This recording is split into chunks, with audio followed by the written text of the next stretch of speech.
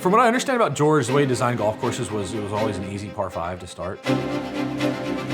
He was a master at strategy and a genius at organizing golf holes. Interesting, challenging, but fair are 3 words that come to mind. You may know George C. Thomas's work, but what do you know about the man himself? Unlike so many of golf's most compelling personalities, Francis Weeman. Ben Hogan, a sentimental favorite, the man of the hour, Lee Trevino.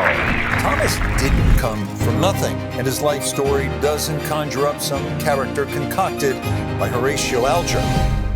Not even close. George Thomas was born into a wealthy family. His father was a banker, and he actually practiced as a banker for 10 years or so before deciding to pursue a life of what we'd call leisure. He enjoyed offshore fishing. He was a sportsman. He had a variety of passions and interests. He had a very large farm outside of Philadelphia called Bloomfield. He was a horticulturalist. He actually developed something like 1,200 different varieties of roses. And all of the things he liked to do, he would practice on this farm, including developing a golf course on the farm's property. Golf course architecture was part of a wide range of pursuits that appealed to him. In 1908, Thomas designed his first course, White Marsh Valley, on his family's estate. He then served as a pilot during World War I and rose to the rank of captain, a moniker which stuck when he came home. But geography became destiny for Thomas, who benefited from his local association with the now revered Philadelphia School of Golf Course Architects. As the golf boom swept across the country in the early 20th century, these men built ageless championship golf courses and shaped Thomas's own design aesthetics. He was influenced by some of the other great architects in that Philadelphia area.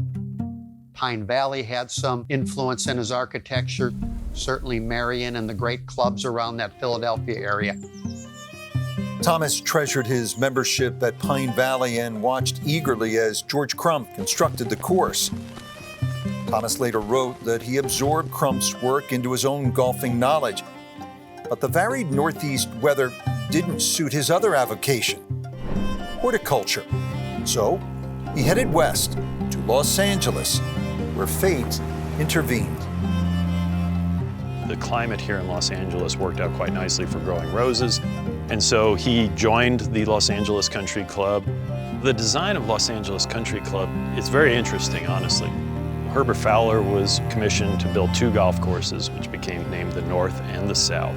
Fowler, being an Englishman, was in this country for a little bit of time. He designed the courses, did the routing, but didn't supervise the construction. So enter our hero, George Thomas. Because he had supervised and designed a golf course, they said, well, why don't you supervise the building of the North and the South golf courses? Thomas parlayed his work at the Los Angeles Country Club into design projects around Southern California, including Riviera and Bel Air. And he insisted that his designs work with, not against, the natural terrain of the land. If it seems man-made, he wrote, it takes you out of your quest to conquer nature.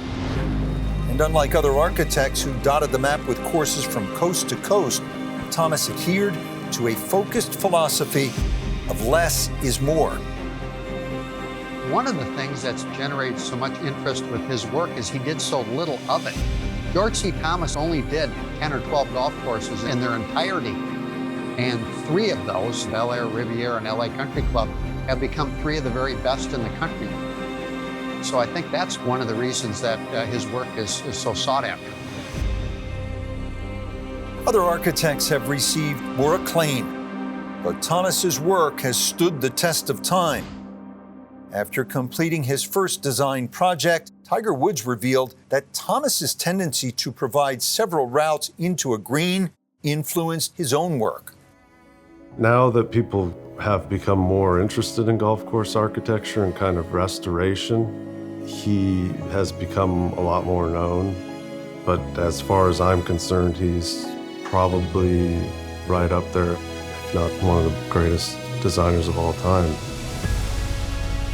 All of us feel that the golf course today is a remarkable legacy to his vision, his style, if you will, what he expected the game of golf could be in the right setting. And we're just, I think, very proud of the fact that we have the opportunity to protect that legacy.